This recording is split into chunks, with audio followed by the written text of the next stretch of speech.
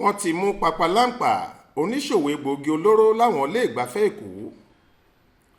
Ọwọ́ àjọ tó ń gbógun ti gbígbé, lílò àti ṣíṣe okòwò egbòogi olóró nílẹ̀ yìí, National Drug Law Enforcement Agency (NDLEA) ti tẹ gbajúmọ̀ onígbọ̀wọ́ àwọn olórin kan, ìyẹn showbiz promoter ọ̀gbẹ́ni Abdulrahim Hosseini, ẹni táwọn èèyàn tún mọ̀ sí papaláǹpà,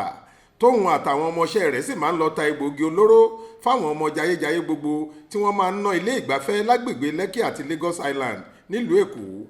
Wọ́n láwọn ń ṣèwádìí nípa rẹ̀ lọ́wọ́ táwọn sì máa tó fojú rẹ̀ balẹ̀ ẹjọ́ láìpẹ́ yìí lópin ìwádìí àwọn.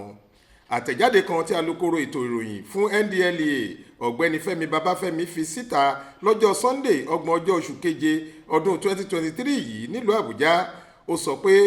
òwúyẹ́ kan tí wọ́n mọ̀ nípa iṣẹ́ láabi tí papaláǹpà máa ń ṣe lágbègbè náà ni wọ́n wá fọ̀rọ̀ rẹ̀ tó àwọn létí pé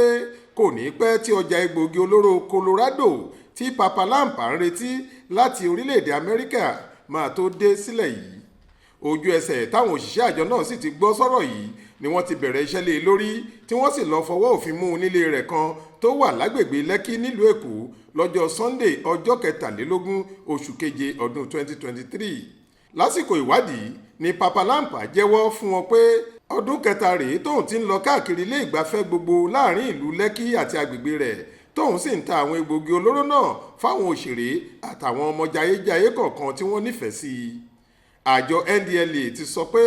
gbàrà táwọn bá ti parí ìwádìí táwọn ń ṣe nípa rẹ̀ làwọn máa fojú rẹ̀ balẹ̀ ẹjọ́ lórí ẹ̀sùn ìwà ọ̀daràn tí wọ́n yóò fi kàn án.